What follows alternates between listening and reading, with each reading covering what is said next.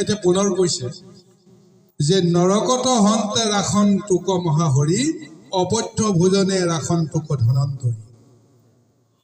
এতিয়া নৰকত আমাক ৰাখিবৰ কাৰণে, ৰক্ষা পাবৰ কাৰণে এই কথাখিনি আমাক অকণমান বিপঙত পেলায়, নহয় জানো বাৰু?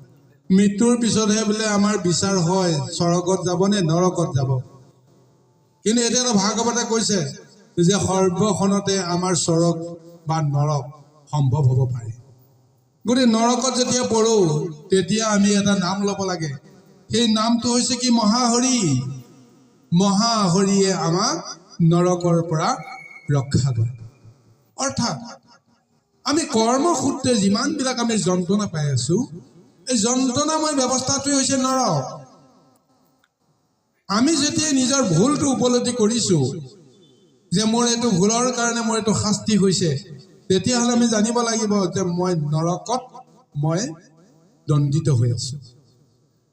কাৰণ যেতিয়ালৈকে মই নিজৰ ভুলটো মই নিজে মানি ল'ব পৰা নাই, স্বীকাৰ কৰিব পৰা নাই, তেতিয়ালৈকে আমি কিন্তু নিকাৰ ভঞ্জি আছো এই জগততে, কিন্তু নৰক দৰ্শন তেতিয়াও হোৱা নাই। কিন্তু শাস্তিটো যেতিয়া আমি উপলব্ধি কৰিছো, তেতিয়া নিজৰ আত্মবিশ্লেষণত আমাৰ যিখন মহা যুদ্ধ চলি থাকে ভিতৰত, সেয়াই হৈছে নৰক। গতিকে সেই নৰকৰ পৰা আমাক কোনে ৰক্ষা কৰিব? স্বয়ং প্ৰভু ভগৱন্ত হৰি। সেই নৰকত কোনে আমাক পতিত কৰায়? যিবিলাক আমাৰ কাম, ক্ৰোধ, লোভ, মোহ, ইন্দ্ৰিয় আসক্তিবিলাক, এই আসক্তিবিলাকেই আমাক আচলতে নৰকত পতিত কৰায়। গতিকে সেইকাৰণে সেই নৰকৰ পৰা উদ্ধাৰ কোনে কৰিব? মহাহৰি। হৰি নামে নৰকৰ পৰা আমাক উদ্ধাৰ কৰে। আমি বিষয় নৰকৰ কথা বাদ দিলো। নেদেখা জন্তুতে আহি আমাক নেদেখা নৰকলৈ নিয়ে আমাক মৃত্যুৰ পিছত শাস্তি দিব। এইটো ভাগৱতে বৰ্ণনা দিছে। তাৰ আধ্যাত্মিক পাৰমাৰ্থিক বিশ্লেষণ বেলেগ। কিন্তু আমি জাগতিকভাৱে লৌকিকভাৱে আমাৰ দেহৰ ভিতৰতে যিখন নৰক আমি নিজে সাজি লৈছো, এইখন নৰকৰ পৰা উদ্ধাৰ পাবৰ কাৰণে প্ৰভু ভগৱন্তে হৰি নাম ল'বৰ কাৰণে আমাক কোৱা হৈছে। হৰি ৰূপে প্ৰভু ভগৱন্তে হৰণ কৰিব সমস্ত আসক্তিবিলাক। গতিকে সেইকাৰণে তেওঁ হৰি। ভগৱন্তে কৈছে তুমি যদি বিষয়ত ডুবি আছা, বিষয়ৰ আসক্তত আছা, বিষয়ৰ পৰা ওলাবলৈ কাৰণে যত্ন কৰা নাই, সদায় সুখতেই তুমি ভুগি থাকিব বিচাৰিছা, তেতিয়াহ'লে মই তোমাক কওঁ শুনা, তোমাৰ সেই আসক্তিৰ জৰিয়তেও তুমি হয়তো মুক্তি পাবা, তুমি হয়তো আনন্দিত হবা, জগতখন তুমি সুখেৰে ভোগ কৰিব পাৰিবা। কিন্তু তাৰ কাৰণত তুমি এটা কাম কৰিব লাগিব। যিকেইটা মহা তত্ত্ব মই সমস্ত জীৱকে দিছো, তাৰ ভিতৰত ভাল আৰু বেয়া দুটা দিশ আছে। সেই দুটা দিশত দয়া, ক্ষমা, মৰম, চেনেহ, বিবেক, বুদ্ধি, ধৈৰ্য, সূৰ্য, এই সমস্ত এটা দিশত এইবিলাক হৈছে দেৱশক্তি। আৰু আখৰিক শক্তি বা দৈত্য শক্তি হৈছে কাম, ক্ৰোধ, লোভ, মোহ, হিংসা, দ্বেষ, কপটতা, এই সমস্তবিলাক। এতিয়া কৰ্ম কৰিবলৈ যাওঁতে তুমিতো বুজিয়ে পালা যে তুমিতো জানিলাই নিজকে যে মোৰ খংটো বেছি, ৰাগটো বেছি, সেইকাৰণে মই এইটো দুখ লগোৱাৰ কাৰণে মোৰ এইখিনি দুখ হ'ল, অপৰাধ হ'ল। বহুতে মোক নিন্দা বাসনা কিয় কৰিব লগা হ'ল? তাৰমানে মোৰ এই অপশক্তি যেতিয়া মোৰ কৰ্মৰ মাজেৰে আহি গ'ল।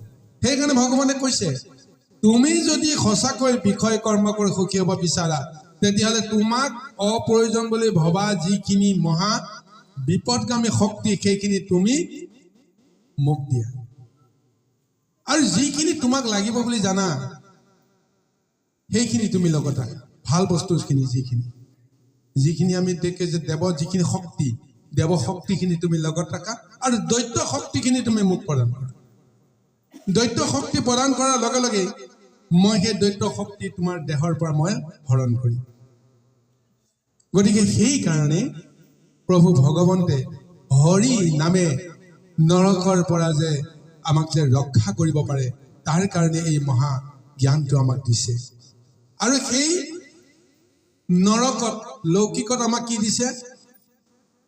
এজন মহাভক্তক সেই নৰকৰ অধিপতি পাতিছে। সেই নৰকৰ অধিপতিজন হৈছে কোন? যাক আমি যম বুলি কওঁ, যাক আমি ধৰ্ম বুলি কওঁ।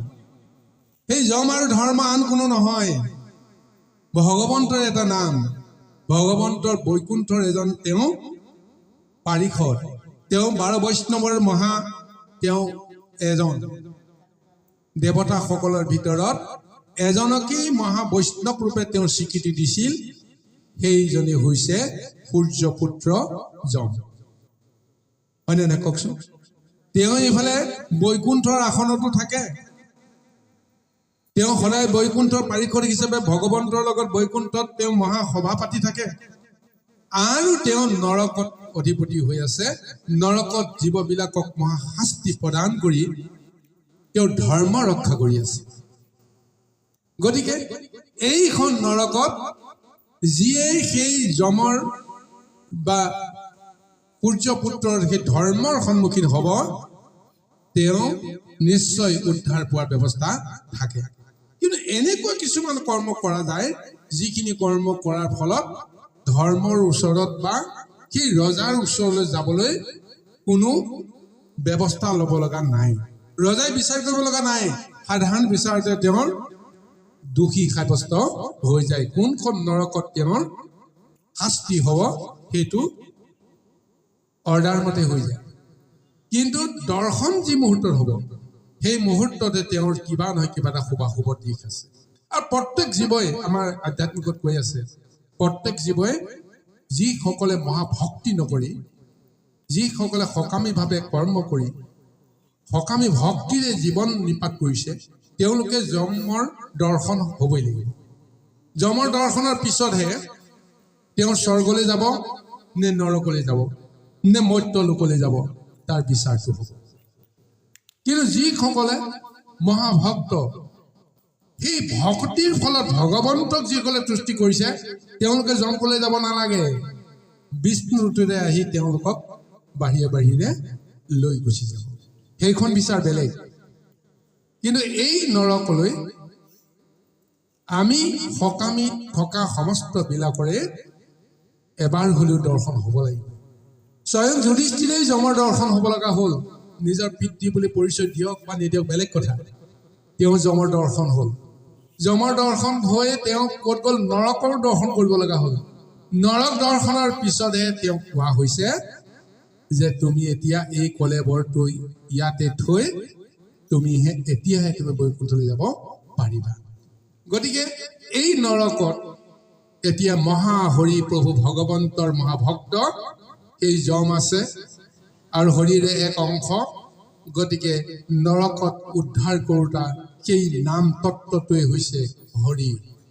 ইয়াৰ পিছত আৰু অন্যান্য নামৰ তত্ত্বখিনি কৈ আছে যে অপথ্য ভোজনেৰ আসন্তক ধনন্তৰী। আমি এই বিষয়ৰ আহাৰবিলাক গ্ৰহণ কৰোঁতে জানিতে অজানিতে আমি নানা দ্ৰব্য আমি সদায় ভক্ষণ কৰি আছোঁ, আৰু তাৰ ফলত আমাৰ কি হয়? ভোজনৰ দুখ হয়, ভোজনৰ মন লাগে। ভোজনৰ দুখৰ ফলত আমাৰ শৰীৰৰ পীড়া উপজে, বেমাৰ ব্যাধি হয়, মন সুস্থ নহয়, আমাৰ ধ্যান সুস্থ নহয়, ভকতি আমাৰ শুদ্ধ নহয়, যোগভ্ৰষ্ট আমি হ'বলৈ বাধ্য হওঁ। গতিকে আমি এই ভোজন শুদ্ধ কৰিবৰ কাৰণে প্ৰভু ভগৱন্তৰ মহা অৱতাৰ ধনন্তৰী, যাৰ হাতত অমৃতৰ কলহ আছে, যিয়ে সমস্ত বিষয়ে দুখৰ পৰা ব্যাধিৰ পৰা আমাক ৰক্ষা কৰিব পাৰে। গতিকে আমি সদায় সেই নামতো আমি শৰণ ল'ব লাগে। ধনন্তৰী বুলি বেলেগ আৰু ব্যৱস্থা নাই। স্বয়ং প্ৰভু ভগৱন্তে এটা ৰূপ অমৃত হাতত লৈ যেতিয়া দেখা দিব, সৰ্বব্যাধি দূৰ হৈ যাব।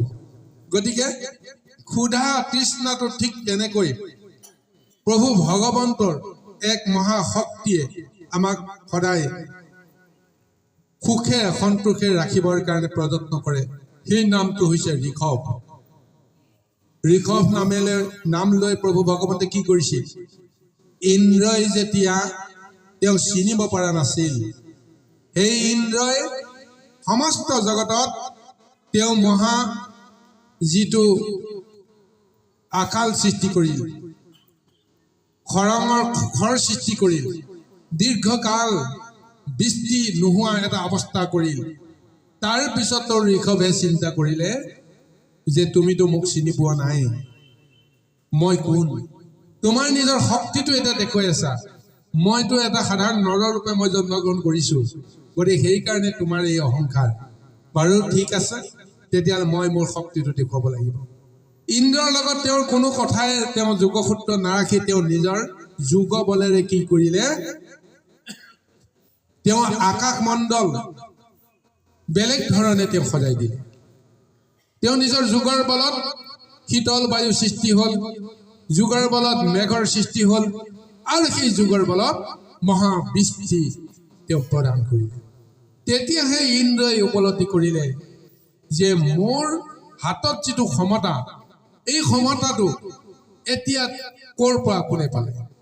গতিকে তেতিয়াহে তেওঁ উপলব্ধি কৰিল যে এয়াই হৈছে প্ৰভু ভগৱন্তৰ এক মহা ৰূপ, যিটো ৰূপক এতিয়া মই নিজৰ বল আৰু শক্তিৰে অহংকাৰে মই নাশ কৰিবৰ কাৰণে মই বিচাৰিছিল, বা মোৰ সৰ্বশক্তি মই প্ৰয়োগ কৰিবৰ কাৰণে বিচাৰিছিল। গতিকে সেই মহা আকালৰ দিনতো, সংকটৰ দিনতো ৰোগগ্ৰস্ত হৈ গৈছিল সমস্ত জীৱ জগত, আৰু তাক উদ্ধাৰ কৰিলে কি ৰূপে? প্ৰভু ভগৱন্তৰ সেই ঋষভ নামেৰে। ঠিক এনেদৰে যজ্ঞ ৰাখনটোকে মুক কলংকত,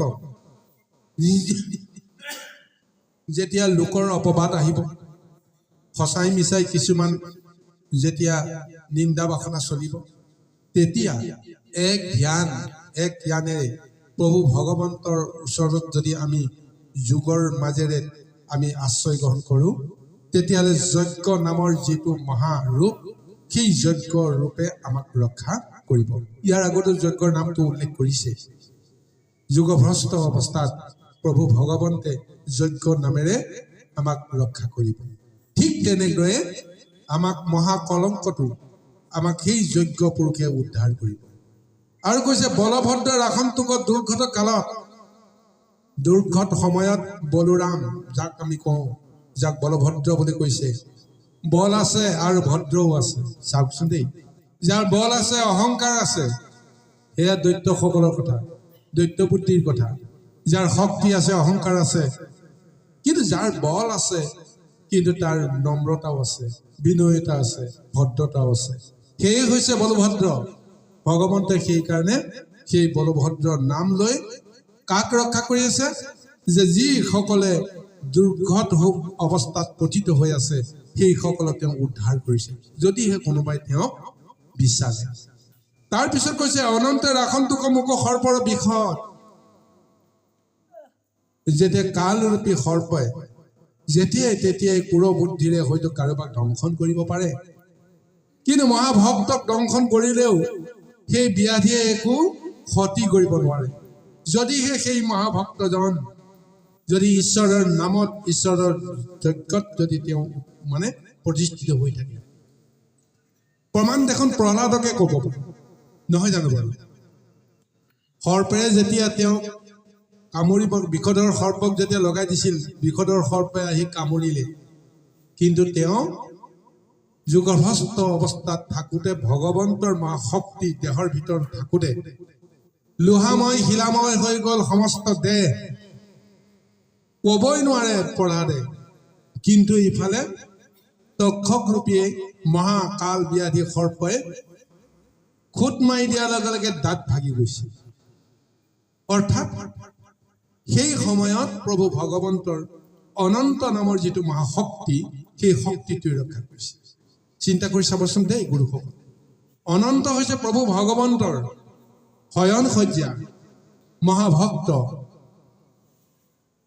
পিছৰ পৰ্যায়ত সৃষ্টি ব্যৱস্থাত বৰ্ণনা দিছে, কশ্যপ ঋষিৰ দুগৰাকী ভাৰ্যা কদ্ৰু আৰু বিনতা।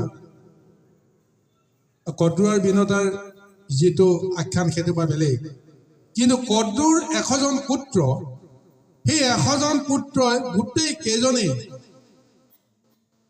তেওঁলোকে ক্ৰূৰ ৰূপত আছে, মহা মানে দৈত্য ৰূপত তেওঁলোক উপবিষ্ট হৈ আছে।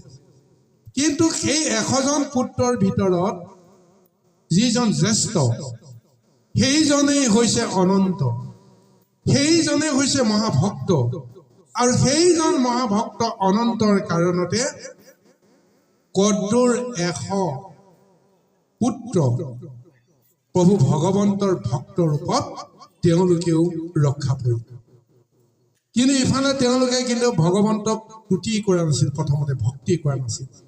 কিন্তু অনন্তৰ শক্তিৰ কাৰণে, অনন্তৰ জৰিয়তে, কাৰণ অনন্তৰ এটা কামনা আছে যে মোৰ ভাতৃগণৰ শত সহস্ৰ অপৰাধ হে প্ৰভু তুমি ক্ষমা কৰিবা। এয়া অনন্তৰ মহা স্তুতি। ভক্তৰ স্তুতি জানো ভগৱন্তে জানো অস্বীকাৰ কৰিব পাৰে? গতিকে এইকাৰণে যদি সৰ্পৰ ভয়ত যদি আমি ত্ৰস্তমান হ'ব লগা এটা পৰিৱেশ আহে, তেতিয়া অনন্তৰ নাম লৈ ভগৱন্তৰ আমি কৃপা পাব পাৰোঁ। কিন্তু সেই অনন্তৰ নাম নলৈ আমি সাধাৰণতে অন্য এজন ঋষিৰ নামকো লৈ সৰ্পৰ পৰা ৰক্ষা পাবৰ কাৰণে যত্ন কৰোঁ, সিও কামত দিয়ে, হয়নে নহয় বাৰু? আস্তিক ঋষিৰ জৰিয়তে সৰ্পকুল ৰক্ষা কৰাৰ মহাবৰ্ণনা মহাভাৰতত সুন্দৰভাৱে প্ৰদান কৰিছে। গতিকে সেই আস্তিক নামটো লোৱাৰ পিছত কোনো বিষদৰ সৰ্পয়েও কেতিয়াও তেওঁ আক্ৰমণ নকৰে বুলি আমাৰ এটা দৃঢ় বিশ্বাস আছে। আৰু সেই বিশ্বাসৰ এতিয়ালৈকে কোনো ক্ষেত্ৰত কেতিয়াও অৱমাননা হোৱা নাই বুলি আমাৰ ধাৰণা। গতিকে সেই বলভদ্ৰ পথত ৰাখে, সৰ্পৰ বিষত অনন্তই ৰাখে। ঠিক তেনেকে অজ্ঞানত কোনে ৰাখে? আমিতো অজ্ঞানী হৈ আছো। অজ্ঞানত ৰক্ষা কৰোতা জন হৈছে ভগৱন্তৰ অন্য এক ঋষি অৱতাৰ ব্যাস। ব্যাস ৰূপে প্ৰভু ভগৱন্তে আমাক অজ্ঞান অন্ধকাৰৰ পৰা আমাক দিব্য জ্ঞানৰ দৃষ্টিলৈ আমাক লৈ যাব পাৰে। সেইকাৰণে প্ৰভু ভগৱন্তে আহি তেওঁ এই সংসাৰত নিজৰে তত্ত্ব পৰিচয়টো চিৰদিনৰ কাৰণে প্ৰচাৰ কৰিবলৈ 14 শাস্ত্ৰ 18 পুৰাণ, মহাভাগৱত, মহাভাৰত এই সমস্তবিলাক কাৰ জৰিয়তে ৰচনা কৰিলে? ব্যাসৰ জৰিয়তে। আৰু সেই ব্যাসকে সেইকাৰণে কৈছে অজ্ঞান অন্ধকাৰ দূৰ কৰা সেই মহাশক্তি মহা নাম সেই ব্যাস। সেই ব্যাসৰ নামত আমি অজ্ঞান অন্ধকাৰৰ পৰা দূৰ কৰিব পাৰোঁ। আৰু বুদ্ধে ৰাখন্তক পাখণ্ডৰ বিবাদত যিটো বুধ শক্তি, উচিত অনুচিত যিটো বিচাৰ কৰিব পৰা বিবেকৰ যিটো মহাশক্তি, সেই শক্তিটোকে কোৱা হৈছে প্ৰকৃততে বুদ্ধ। আৰু সেই বুদ্ধ শক্তিটোৱে পাখণ্ডৰ বিবাদত আমাক ৰক্ষা কৰে। তাৰমানে কোনোবাই ভাল বুলি কৈছে, কোনোবাই বেয়া বুলি কৈছে, তাৰ মাজত তুমি নিজৰ যুক্তিটো যদি প্ৰতিপন্ন কৰিবলৈ যোৱা, তেতিয়াহ'লে মহাযুদ্ধ এখন হ'ব। গতিকে সেইকাৰণে কৈছে যদি পাখণ্ডৰ বিবাদ চলি আছে, তুমি জানা উচিতটো কোনটো অনুচিতটো কোনটো, কিন্তু উচিত অনুচিতটো বিচাৰ কৰাৰ পৰিৱেশ তাত নাই। গতিকে নিজকে ৰক্ষা কৰিবৰ কাৰণে নিজৰ বিবেকক বুদ্ধিক তুমি ঈশ্বৰত অৰ্পণ কৰিব লাগিব, আৰু তেতিয়াই বুদ্ধ নামেৰে তোমাক ৰক্ষা কৰিব। আৰু কলিৰ মলত আমি সমস্তবিলাক জন্মগ্ৰহণ কৰিছোঁ, কলিৰ মলে আমাক আগুৰি ধৰিছে। আৰু এই কলিৰ মলৰ পৰা উদ্ধাৰ কৰিবৰ কাৰণে প্ৰভু ভগৱন্তে কলিৰ শেষৰ সভা কল্কি অৱতাৰ কাটি মাৰি মেলচক কৰিব বুন্দামাৰ। কাটি মাৰি মেলচক বুন্দামাৰ কৰাৰ কাৰণত কোনে ৰক্ষা কৰে? সেই প্ৰভু ভগৱন্তে যিসকলে ঈশ্বৰৰ নাম লৈ ঈশ্বৰৰ কৰ্ম কৰিবৰ কাৰণে সুযোগ পোৱা নাই, তেওঁলোকে সেই যি সকল নৰকগামী সেই মহাপাখণ্ডৰূপী সেই মহাশক্তিসমূহৰ পৰা তেওঁলোকে আঁতৰত থাকিবলৈ বাধ্য হয়। তেওঁলোকক উদ্ধাৰ কৰিবৰ কাৰণে কল্কিৰ মহাৱতাৰ, আৰু কল্কি অৱতাৰৰ লগে লগেই সত্য যুগৰ আৰম্ভ। গতিকে সেইকাৰণে কৈছে কল্কি নাম লৈও আমি কলিৰ মলৰ পৰা উদ্ধাৰ পাব পাৰোঁ। গতিকে কল্কি নামেৰে আমি বেলেগ ভাৱনা ল'ব নালাগে। কলি আৰু কল্কি দুটা বেলেগ ৰূপ। কল্কি হৈছে প্ৰভু ভগৱন্তৰ ৰূপ, আৰু কলি হৈছে এটা আখৰিক এক মহা শক্তি, যিটো শক্তিক আশ্ৰয় কৰি প্ৰভু ভগৱন্তে সত্য যুগৰ পৰা দাপৰ তেতা দাপৰ আৰু এই কলি যুগত আজি এই কলি পুৰুষৰ দ্বাৰাই প্ৰভু ভগৱন্তে কল্কি অৱতাৰ ধাৰণ কৰিব লগা হ'ল আৰু সেই কল্কিৰ ৰূপে কলিৰ মলৰ পৰা আমাক উদ্ধাৰ কৰিব পাৰে। এনেদৰে প্ৰভু ভগৱন্তে নামৰ মহাতত্বৰে নাৰায়ণ কৱচৰ মহা ৰহস্য তত্ত্ব ভেদ হৈ আছে, ইন্দ্ৰক দি আছে। নামকেইটা দিলেই নহ'ব নহয়, নামকেইটাৰ লগতে তাৰ ৰহস্যটোকো তেওঁ ভেদ কৰি দিব লাগিব, যে এইটো নামে কি কৰে জানিব লাগিব, জানিলেহে আমাৰ কামত আহিব। যদি মহাৰত্ন এটা কোনোবাই যদি বাটতে পাই যদি আমাক দিয়ে যে এইটো লৈ যোৱা, যেনেকৈ দুৰ্বাসাই এদিন কি কৰিছিল, এই ইন্দ্ৰকে বৈজয়ন্তী মালা পাত দি দিছিলে, লোৱাচোন লোৱা, এডালটো মোক নালাগে তোমাকে লোৱা। তেওঁ সেই ৰহস্যটো বুজিয়ে নাপালে এই বৈজয়ন্তী মালাই কি কৰিব এইটো সময়ত। কথাটো হয়নে নহ'ব? ঠিক তেনেকৈ আমি ৰহস্যটোক আমি জানিব পাৰিব লাগিব। নজনা নুশুনাকে যদি আমি মূল্যৱান বস্তু এটা হাতত ৰাখোঁ, তেতিয়াহ'লে আমাৰ কোনো কামত নাহে। গতিকে সেই বস্তুটোৰ মূল্যটো আমি বুজিব পাৰিলেহে আমি নিশ্চয় উপকৃত হ'ব পাৰোঁ। কৃষ্ণ।